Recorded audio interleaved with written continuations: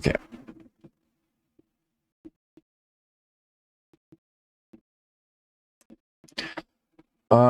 The unexpected rise of POLYPHIA. POLYPHIA is kind of like mostly I didn't listen to every song, so maybe I'm mistaken. But like mostly like what you could consider as math rock. It's basically like ultra technical, like I've been ultra technical about like guitar and instrumental, but like they play mostly doing instrumentals. And basically they really became something because they were able to actually like make instrumental just like composing on the guitar, technical guitar, really interesting and really accessible as well. So my question is, where do they come from, you know? Like, where did they come from? How did they got this idea and stuff? But like, if you never got the chance to listen to POLYPHIA, well, like I said, it's really something. It's really like technical guitar that like is really accessible. So it's really something that like even if you don't like rock, if you like, you should take a listen because it's really like you get to see a style of music that you never saw before through and it's really well presented as well. I don't know how to explain it to you, but basically like it's instrumentals, all right? Like there is no sound in it, and it's kind of like, I don't know, like going to the fucking like see an orchestra, right? Well, they managed to do this kind of like the orchestra type, but like just with the guitar. I don't know if you get me. I'm tired, so don't play me too much. All right, let's check it out. Oh, and don't forget to subscribe and leave a like to the Punk Rock MBA. Really awesome content creator. So let's go.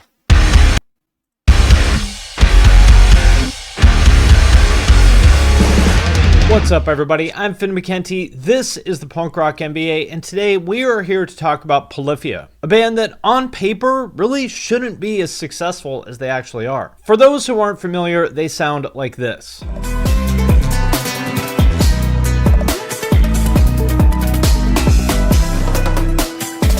As you can tell, it's very technical.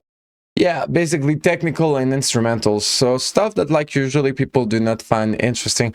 But one thing, he'll probably mention it, but like one thing that I respect a lot about POLYPHIA is that once they got a platform and once they got like famous, they started to do feats. So meaning that like, you know, the whole like introducing people to technical rock, right? To math rock, basically. Well, they do it, but they also offer a platform for other artists using their own like popularity. And I think that like overall this is like such a cool thing to do because like it's a win-win, but like it really shows. Instrumental, mathy, prog, rock, metal, whatever. They also like, for example, the guitarist from POLYPHIA actually has a TikTok and a YouTube, and it releases from time to time like snippets or like new songs, because like the songs of POLYPHIA can be short at times. It can be just like a 1 minute song, you know, and like they release a lot of stuff like this, and it's really like cool to follow, you know, because like sometimes they come they find an idea, they share it online right away, and you get to see what's going on. Oh, another guitarist that I really like, this is J-Rock, technical J-Rock, is Nito. I think if you know, you know. Kind of stuff you want to call it. Not exactly the most commercially viable genre, right? Typically, that kind of stuff is really by guitarists for guitarists. And yet, POLYPHIA's videos consistently get millions and millions of views. Their top 5 Spotify songs have over 75 million streams. Their current headlining tour is sold out on every single date. and they seem like they're only continuing to get bigger with every release. So how did they do the seemingly impossible and get an audience of millions?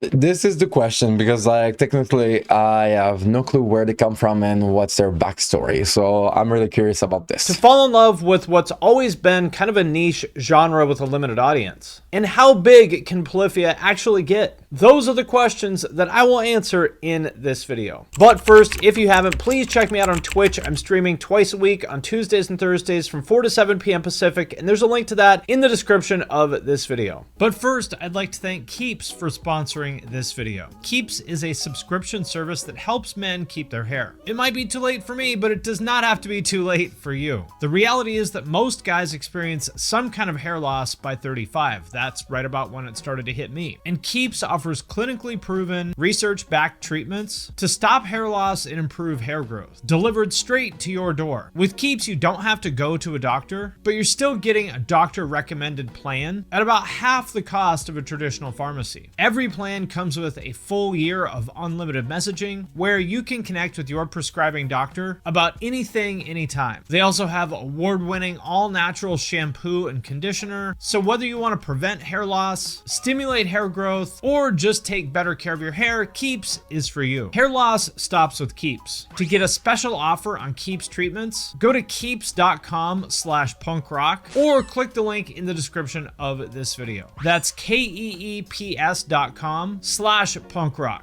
POLYPHIA as a band is over a decade old now, and in order to really understand the band, we have to start at the very beginning. Their origins go back to co-founder and I guess frontman Tim Henson's childhood, where he started playing the violin at the age of 3, and from the way he describes it, he was kind of forced to take music seriously even as a child. I hated it. Like, she made me practice like 2 hours a day, and like I had like some fairly like abusive like teachers that would like smack my hand with the bow and shit when I fucked up. His dad was also a guitarist who got Tim into Jimi Hendrix, then 80s shredders like Steve Vai and Joe Satriani, and Tim's obsession with guitar began for real. He started his first band in 6th grade, and even then you can tell that he was not your average 11-year-old guitarist. Oh damn. Tim met their original drummer on MySpace, and POLYPHIA as a band was born, with the very first version of the band being, I guess you would say, like technical deathcore, kind of along the lines of The Faceless. And keep in mind, they were probably like 16 or 17 when they did this. The way it went through the web you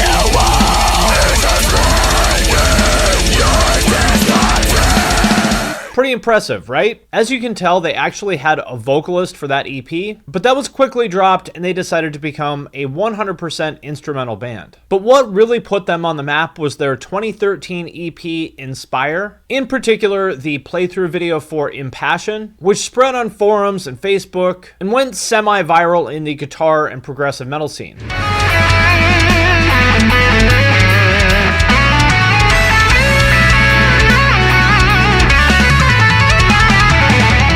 This was also happening around the same time as the rise of the new wave of guitar influencers and bands like Ola England, Chon, Covet, and so forth. And this stuff definitely falls under the umbrella of quote-unquote progressive metal compared to their newer material, but even then you could see where they were headed. Where a lot of the stuff in that genre is just about showing off and trying to play the most technical stuff that you possibly can to impress other guitarists. Even back then, POLYPHIA was trying to make guitar music that would be accessible and cool even to people who weren't guitar nerds. Technicality wise, like make cooler things to do on the guitar, but more so like how to use the guitar in music, like what you were. This is an interesting challenge, and if you were born and bred into like basically technical guitar and just like orchestra type of like learning, this is really like a beautiful challenge to give yourself to make it interesting. Saying like when people listen to the top 40, like they think, oh well, like everything you can do on a guitar has been done, and I've heard that, and blah blah. I don't care. It would be cool to make guitar cool again. They continued to evolve their sound with their first full-length album, Muse, in 2014, which was notably less metal.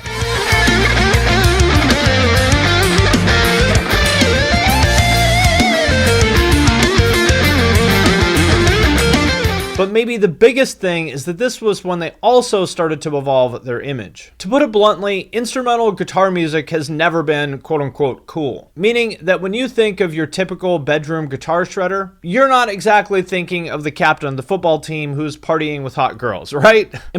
Yeah, exactly. Like math rock is like really like math rock comes from like mathematic rocks, where rock basically like it's just a bunch of math and it sounds well. But like, yeah, that's the thing. Polyphia really managed to make instrumentalism really something else by just having a front man that is actually like has a lot of like charisma, and they really like succeeded at their bets. Polyphia's earlier videos didn't really do much to challenge that stereotype, but with this album they started to. For example, the video for Champagne is Tim and Scott in suits, drinking champagne with some hotties in the club, and watching it now, it's a little bit awkward, but still, it definitely makes them seem a lot cooler than the average guitar nerd who spends his average Saturday night alone by himself tweaking his Axe Effects patches.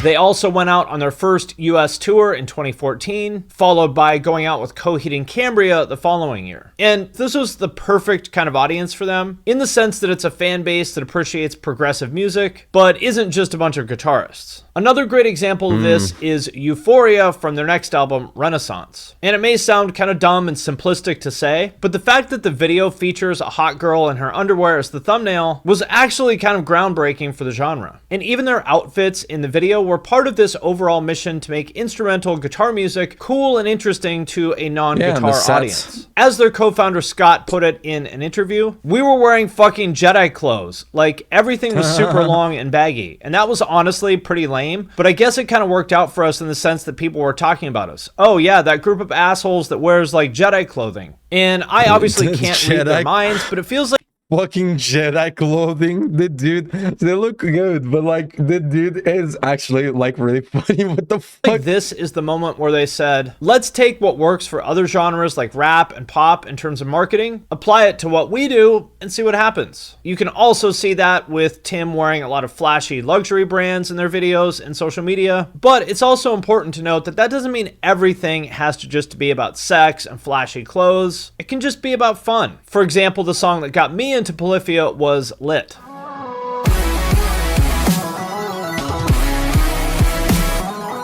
The video cuts between them playing in these kind of cool Jedi outfits and a guy dancing to the song with these like cool hand-drawn animations over the top. And it feels much more like something you would see a band like Turnstile do than something you would expect from a progressive metal band. And the same is true for the song itself, which is a remix of one of their older songs, Light. But in this version, it brings in more elements from electronic music. And according to Tim, the main guitar melody in the song is actually heavily inspired by the vocal melody from an Ariana Grande song. And so when you look at just the overall impression of the band, I thought this comment on the video really summed it up. Guitar sound, shred metal. Melodies, progressive. Beat, hip-hop. Sound effects, electronic. Looks, K-pop. But if I had to point to one moment where Polyphia really became quote-unquote Polyphia, it would be their song Goat from 2018. Yes. To me, this is where it feels like they finally really perfected the sound that they had been working towards for years, with this fusion of like math rock, progressive metal, and trap. And also the like Goat really was able to have a signature to the sound that usually I guess like singers are able to put on certain songs, because like Goat really sounds so unique. You listen to it once and you're like, you never forget that like this is a song, you know. And I think that like they really were able to leave their print, you know, like kind of like have like how certain singers or frontmen, they are able to, after like a couple releases, they're able to kind of like place themselves within the band or the project that they're working on, and kind of like have like a vibe to them that like gives the whole art a different way to be seen. Like, maybe I'm wrong about this, but like, I guess I see it in this way. And what I find really interesting about it is that it's actually not really metal at all, and yet somehow it still feels metal and metal fans love them. But at the same time, to someone who doesn't listen to metal and doesn't even really care about guitar, it's still accessible and cool, which means it's probably a good time for us to talk about exactly why they have that kind of crossover appeal, which I think more than anything comes down to Tim's approach to songwriting, that, as he will tell you, is far more influenced by rap and pop these days than anything metal. And to give you an idea of exactly what I'm talking about, he made a video breaking down how he came up with Goat, where he shows how it very directly came from a rap song called Breakfast by Jaden Smith. So taking inspiration from rap music in general, I tried to make my guitar sound like a rapper. Keep it spicy like my babe. Got me so high I can hold it. We on the green guacamole, and I've been fucked up like the whole day. And what I think is really cool is that you... This is cool, and it's even cooler that like he shares the secrets of like what inspired him, especially for Goat, because like Goat is quite Goat is the Goat song to fuck about Polyphia. Can certainly see how he got from point A to Goat means greatest of all time, by the way, if you didn't know. Point B, but listening to the songs next to each other, they don't sound the same, and it's certainly not like he just took a rap song and remixed it for guitar. He used it as inspiration, drawing from what worked and made that song so accessible, but came up with something completely different and unique to Polyphia. Another example is their song OD, where he shows how it's based on the structure of Look What You Made Me Do by Taylor Swift. It's the same thing. Intro, first chorus, verse 1, pre-chorus, chorus, verse 2, pre-chorus, chorus, bridge, post-chorus, bridge thing, and then here we have our final chorus. They've also worked with a lot of rap and pop producers. For example, Y2K, who's worked with people like Ian Dior and Doja Cat, Judge, who's worked with Young Thug and Frank Ocean, and Morgoth Beats, who's worked with tons of people like Juice WRLD and Lil Xan. And also, got to give a shout out to their producer Nick Sampson, who has been with them from the very beginning. And Tim himself has actually been producing rap and pop for a few years now, working with some very impressive artists like Black Bear and Internet Money, among many others. And so what it comes down to is that although they get labeled as math rock or progressive metal, really at this point, I think it's more accurate to think of them as pop rock that just happens to be played by people who are incredibly good at their instruments. I think they passed like it just became like they're not like I think like you cannot label them anymore. You can just see them as Polyphia. I think that like this is kind of like something that like you can see past a certain point where it's like, yeah, if you try to describe it, the band is too genre defining, so you don't want to. It's kind of like, I mean, I get what I'm saying. Like, I think like they really became like themselves, you know, like it's not like math rock or whatever, it's Polyphia, you know, like maybe I'm whatever. Because there definitely are lots of cool technical parts. For example, I really like a lot of the stuff that their drummer does.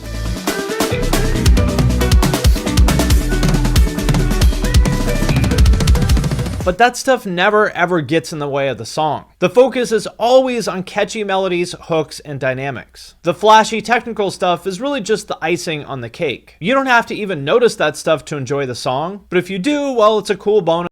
Yeah, this is important as well. For the people who do care about it. And personally, I find that incredibly refreshing, and I think it really speaks to their musical maturity. And what I mean by that is that in pretty much all forms of art, whether it's painting or writing or music, most artists go through an early period where they really fetishize technique and want to create the most baroque, complex work that they can. But as you mature as an artist, you realize that actually creating something that is focused and using restraint is even harder than just throwing every technique that you possibly can into it. And just like with pretty much everything else that they do, this approach to songwriting is not an accident. If I would listen to it, you know, like versus just watch some dude play it like on Instagram. Like if you like don't look at the phone and just like listen to it, it's just like, what the fuck am I hearing? That's literally what this is. This is an instrument that makes sound, the purpose of which is to make music. Anything that isn't doing that is just like, you know, it's like masturbatory. But with that said, speaking of Instagram, I do think that their visuals and social media presence are also key factors in their success. Because I actually think that one of the main reasons why rock in general, but especially any sort of like progressive guitar-oriented music, fails to connect with an audience outside of that sort of core guitar scene is because of the visuals. Because whether you like it or not, the fact of the matter is that youth culture of the past 10 years has been largely defined by memes, anime, gaming, streetwear, and rap videos. So when you see a band put out a video that's just like more guys with beards wearing normal clothes, jamming in some abandoned building, it just feels sort of out of step with the larger culture. And so I didn't thought about it, but this is true. Yeah, this is true. And I think that like these days with like ultra pop, for example, styles like this or trap or stuff like this, like you get like to see the direction when it comes to visuals is not like, it's not something that like you can get away with like a lot of rock and metal bands got to get away with it in the past. Because like if you watch a lot of music videos for like rock and metal back in the day, it's a lot of people just like playing in a fucking building, or like, and it's kind of dark, like for real. Like a lot of like, now, I love alternative metal. New metal is for me like the best of the best, but like goddamn, they're really like most of it is like the place where they're playing is kind of dirty and kind of like abandoned, and that's pretty much like most of like a lot of music videos in my favorite genre. Like I think that now it's better because like you get like more styles in general. Because of that, it's gonna. I think that like one good example of this type of like evolution is actually Bring Me the Horizon. If you check like the first fucking music videos, it's a lot of them like doing a bunch of nothing in the dark, you know, like, or in a dark place.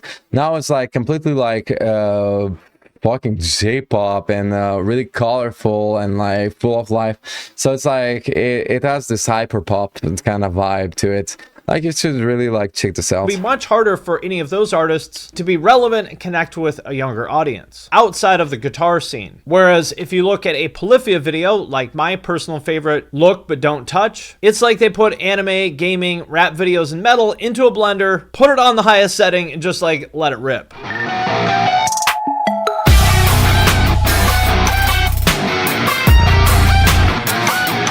And that particular video is especially insane, but all their videos across the board are consistently great. Even when it's them just playing in a room, they still always go the extra mile to add some other sort of interesting twist. For example, in their latest video, Neurotica, there's a really tight color palette of neutrals with pops of gold. Like how the color of the lights in the background of the video ties back to the gold hardware on their guitars.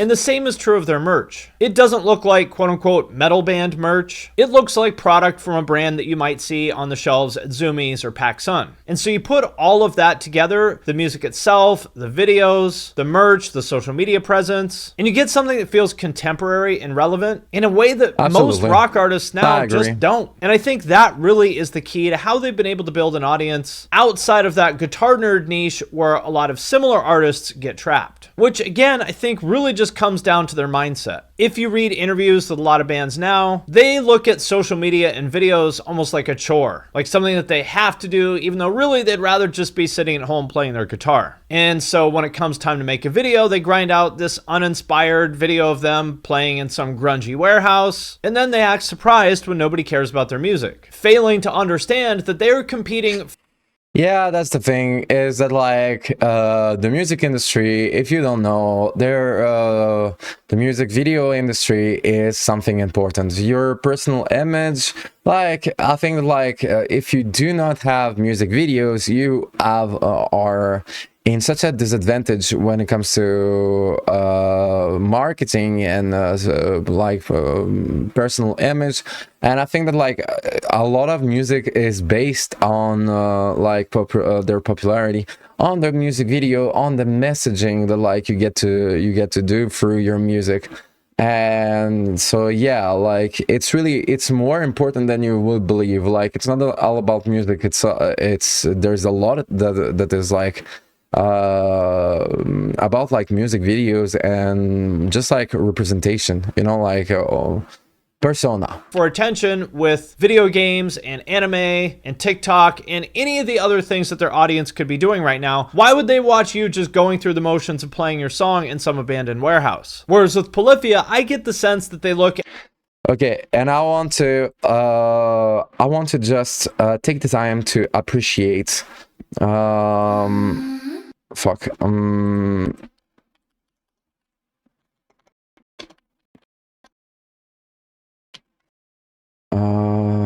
where is it?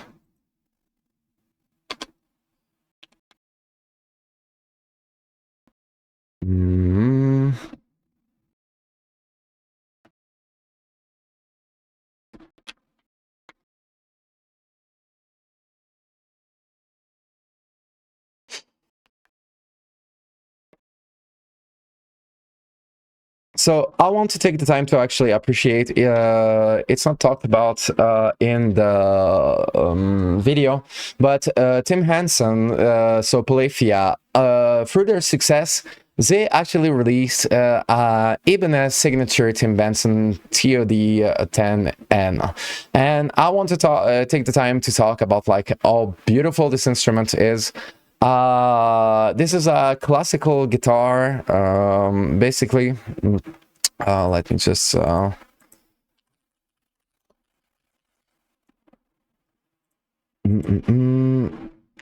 So this is a classical guitar that is semi-electrical. Oh my fucking god, semi-acoustic, right? And basically it is when they got the chance, they actually created a signature guitar. Signature guitars are basically like a guitar usually like that someone that renowned artist is playing, or that this renowned artist like created to play with, or to with like everything that like with like what he likes in a guitar, right? So basically like it's kind of like it's a thing within like the guitar world. Like signature guitars is basically like the guitar like supported by an artist, and it sells well. Yeah, no, because usually like signature guitars are actually really expensive, and to be honest, like not that worth it, because just because it's basically like a really technical differences. And what I like about the signature Tim Henson is that it's a semi-acoustic classical guitar. It's already unique. You can see the strings, but also like that is completely unique when it comes to its look, but also that has like frets that are customized, and a fully customized like basically like guitar. What I want to why do I think it's important is that like you can have like, look how beautiful it is. You can have the greatest instruments known, right? But like if it doesn't look, and this is kind of like important, if it doesn't look cool, you will not pick it up as often as you would if you got if you had like the coolest instrument, even if it's not the best, right? And Tim Henson actually managed to do that, and through and make it affordable, because like classical guitars, they are like signature guitars, they are not as affordable. And I think that like overall, like just the beauty of this guitar you need to talk about it if you already like take the time to talk about to talk about POLYPHIA, because for real, it's a good deal. The price is really good for what it is. The instrument is completely unique, and it's an instrument that like Tim Henson like plays, and it's a beautiful instrument that like if you're only learning like you'll having this instrument compared to like a folk guitar that like doesn't look like anything will make you actually motivate you to learn, because you'll always want to have like your awesome instrument in your hand trying to create something, right? And to be fair, like it's a guitar that I want to buy myself when I get the money for, just so you know like how much like I'm not lying about appreciating this guitar, you know, like this is a guitar that I am yearning and that I really want to try out. It is really that instrument. But yeah, so just wanted to say that like Tim Henson really deserve even more recognition, because like the signature guitar that they created, there are others with like other colors and stuff like that, but like basically like it's really simple, but it's really unique, and it's enough for someone discovering music, and it's affordable to have like this prestige instrument that actually like will motivate them to become to play it, you know. I just wanted to say that, you know. All right, let me just at videos and merch and all the other things that they do aside from music as just more outlets for their creativity. Like the whole band is kind of like one big art project with music at the center of it. Kind of reminds me of Odd Future in that way. One other super important thing is that I've also noticed that they have a lot more female fans than pretty much any other band in their genre. And you could say that that's just because Tim happens to be a very good looking guy that looks like the main character in some edgy anime, but I don't think it's that simple. I think it's a combination of all those things I talked about before. And so to directly answer the question that I asked at the beginning of the video, how did POLYPHIA find such a diverse audience beyond just guitar nerds? I think that the number one factor is actually very, very simple, which is they just tried. And that might sound This is actually true. Like they did through this documentary, you can see how many like ways it tries and how much they try to adapt to actually make it work.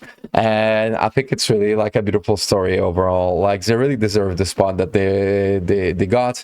But like even more now that I know that like they actually fucking like did like so many effort to become who they are. Simple, you know? but a lot of artists who play progressive guitar-oriented music honestly don't try. And there's nothing at all wrong with that if they're happy with the audience that they have. But I do have to wonder what the ceiling is for a lot of supposedly niche music. If artists would just step outside their comfort zone, take more risks, and just try harder to think a little bit bigger like POLYPHIA's been doing since the beginning. All right, my friends, that does it for this video. As always, let me know what you think.